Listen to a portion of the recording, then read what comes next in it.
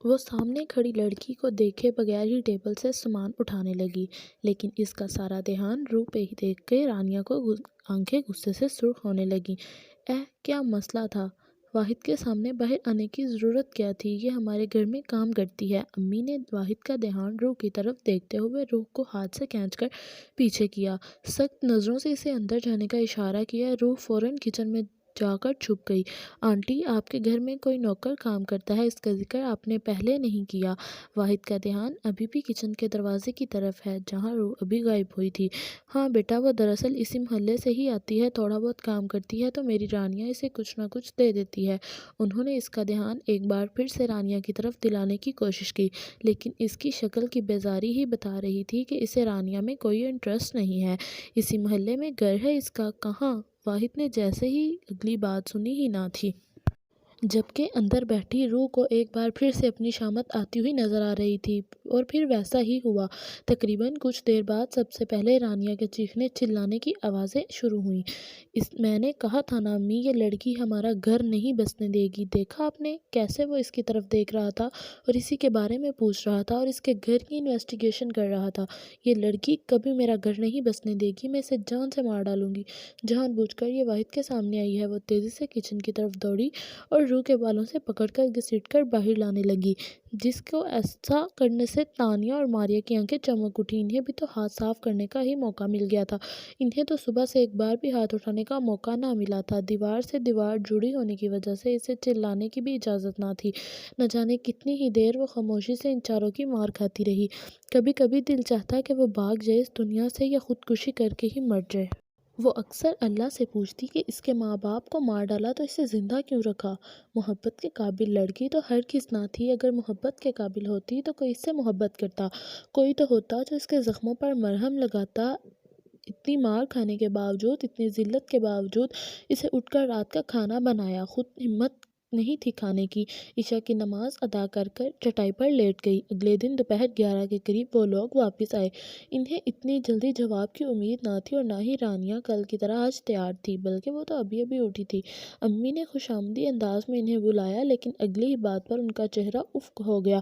جو لڑکی آپ کے گھر میں کام کرتی ہے، ذرا بتائیں اس کا گھر کہاں ہے؟ دراصل واحد نے جب سے اسے دیکھا ہے ہمیں ایک پل کو بھی چین نہیں لینے دیا۔ کچن میں کھڑی روح کی روح ایک بار پھر سے کانپ گئی۔ ابھی تو کل کے زخم ہرے تھے، جبکہ کچھ ہی دیر میں باہر امی کی آواز آنے لگی۔ وہ تمام لفظ و مروت بولی انہیں سنانے میں مصروف تھیں۔ امی نے اونچی آواز میں کہا، اگر اسے رانیہ نہیں پسند تو روح بھی نہیں ملے گی۔ وہ اسی گھر کی لڑکی ہے، اس منحوس نے ہی ڈورے ڈالے ہوں گے اس پر، تو میں اسے رفع دفع کروں گی۔ اور اسی امی نے غصے سے چلاتے ہوئے کہا، جبکہ ان لوگوں کو اندازہ ہو چکا تھا کہ اس گھر میں انہوں نے آ کر اس بچی کی جان مشکل میں ڈال دی ہے۔ اس عورت نے ایک نظر کچن کی کھڑکی سے جھانکی، معصوم سی لڑکی پر ڈالی جو اپنی شامت کا انتظار کر رہی تھی، اور چلی گئی۔ امی اونچی اونچی آواز میں روح کو پکار رہی تھیں۔ وہ سست قدموں سے چلتی ہوئی باہر نکلی، جہاں امی ہاتھ میں پائپ اٹھائے اسے اپنے پاس آنے کا اشارہ کر رہی تھیں۔ سر، وہ فائل میرے ہاتھ لگ چکی ہے جس پر ان سب لوگوں کے نام لکھے ہیں جن کے پاس وہ ویڈیو تھی۔ اس کے علاوہ میں نے وہ ویڈیو ریموو کر دی ہے، اور میں کچھ ہی دنوں میں دبئی پہنچ جاؤں گی۔ ڈان کے ساتھ کام کرنا تو میرا خواب ہے۔ ڈان کے ساتھ کام کر کے ہی میں اپنے باپ کا بدلہ لے لوں گی۔ مجھے پتہ ہے کہ وہ بابا کا بدلہ لینے میں میری مدد ضرور کرے گا۔ معصومہ نے انفارمیشن دیتے ہوئے کال بند کر دی۔ خضر نے یہ بات آ کر ڈان کو بتائی۔ ڈان پہلے ہی اپنی ٹیم میں ایک لڑکی کو رکھ کر پچھتا رہا تھا، اب دوسری لڑکی کو اپنے ساتھ رکھنے کا سوال ہی نہیں پیدا ہوتا تھا۔ اس لیے اس نے خضر کو کہا کہ جتنی جلدی ہو سکے لڑکی کے سامنے اس کے باپ کے قاتل کو ختم کیا جائے، تاکہ وہ لڑکی اپنی زندگی میں آگے بڑھے۔ جبکہ کسی اور لڑکی کا نہ سن کر اس کے قریب بیٹھی صوفے پر سٹائلش لیلا کے لب مسکرا اٹھے۔ مجھے پتہ ہے اس دنیا میں کوئی بھی لڑکی میری جگہ نہیں لے سکتی، اس نے قدرے ہلکی آواز میں خضر سے کہا، کیونکہ ان کے سامنے اس طرح کی کوئی بھی بات کرنا الاؤڈ نہیں تھا۔ کچھ دیر بعد لیلا بھی چلی گئی۔ تم لیلا کے بارے میں کیا سوچتے ہو؟ خضر نے اس کے چہرے کی طرف دیکھتے ہوئے کہا۔ لیلا کے بارے میں کیا سوچتا ہوں؟ وہ ایک لڑکی ہے، میری ٹیم میں کام کرتی ہے۔ اگر اچھی ورکر نہ ہوتی تو شاید میں اسے اپنے ساتھ نہیں رکھتا۔ لیلا ایک بہت اچھی ہیکر ہونے کے ساتھ ساتھ بہت خوبصورت بھی تھی، لیکن لیلا تمہیں پسند کرتی ہے، وہ تم سے شادی کرنا چاہتی ہے۔ خضر نے اس کا دھیان لیلا پر لے جانے کی ناکام سی کوشش کی، تو اس تو ڈان نے اس کے چہرے کی طرف دیکھا۔ تم شادی کر لو، گھر بساؤ، وہ تمہارا کام بھی سمجھتی ہے، لالا کے ساتھ اچھی گزرے گی۔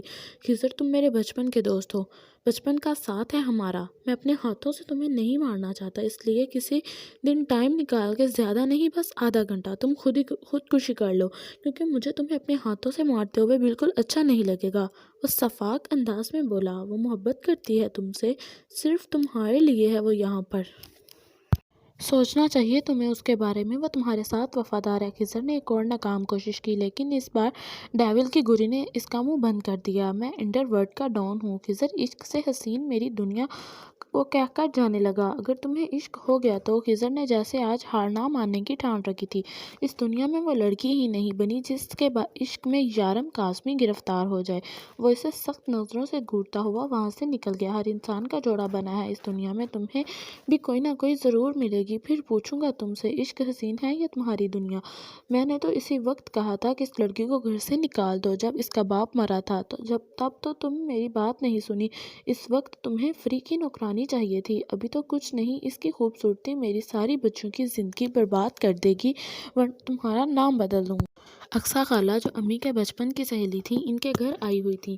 تو میں کیا کروں، تم ہی بتاؤ، یہ لڑکی میری بچوں کی زندگی برباد کر دے گی۔ دوسری بار رانیہ کا رشتہ ٹوٹا ہے، 29 سال کی ہو گئی ہے، لیکن ابھی تک کنواری بیٹھی ہے۔ ہائے یہ منحوس تیری بیٹیوں کا نصیب کھا جائے گی، اقصیٰ خالہ نے دونوں ہاتھ ملتے ہوئے کہا۔ اپنی بیٹیوں کو بٹھا ایک طرف اور جلدی سے اس کے ہاتھ پیلے کر اس کو رفع دفع کر، تاکہ تیری بیٹیوں کے اچھے رشتے آئے۔ خالہ نے کہا، ارے کہاں سے کروں شادی، میرے پاس ایک پیسہ اور ایک پھوٹی کوڑی نہیں ہے، بڑی مشکل سے میں نے اپنی بیٹیوں کے لیے پیسے جمع کیے ہیں۔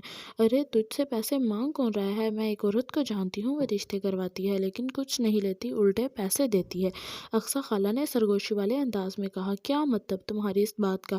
امی کا انداز بھی سرگوشانہ تھا۔ ارے وہ کوئی دبئی میں شیخ رہتا ہے، لڑکی خوبصورت اور کم عمر ہونی چاہیے، فون پر لڑکی سے نکاح کرتا ہے اور بعد میں دبئی بلا لیتے ہیں، پہلے لڑکی اس شخص کے ساتھ رہتی ہے اور بعد میں، خالہ بولتے ہوئے خاموش ہو گئیں، بعد میں شیخ لڑکی کو آگے بیچ دیتا ہے، آخر جو لڑکی کے آباء و اجداد کو رقم دیتا ہے وہ واپس وصول بھی تو کرنی ہوتی ہے۔ کیا مطلب لڑکی بیچ دیتا؟ امی اب بات کو سمجھی تھی۔ توبہ توبہ، معصوم سی لڑکی ہے، میں اس کے ساتھ ہرگز ایسا نہیں کروں گی، چند پیسوں کے لیے میں اسے نہیں بیچوں گی۔ امی نے فوراً انکار کر دیا۔ اقصیٰ کی سہیلی جو کافی عرصے سے مشہور تھی کہ لڑکیوں کے نکاح دبئی میں پڑھاتی ہے، اس نے کئی بار کہا کہ میری بیٹیوں کے نکاح کروا دو، لیکن اقصیٰ خالہ ہمیشہ ہی ٹال دیتی۔ ارے ٹھیک ہے، جیسی تمہاری مرضی، میں تھوڑی کہہ رہی ہوں کہ اسے بیچ دو، میں تو بس کہہ رہی ہوں کہ راستے سے ہٹاؤ، میں نے تو بس آئیڈیا دیا ہے۔ اب تمہاری بیٹیوں کی زندگی برباد کر رہی ہے، 25 سال کی تو ماریا ہو گئی ہے، اور جب تک یہ یہاں رہے گی تب تک تمہاری بیٹیوں کا کہیں کوئی چانس نہیں ہے۔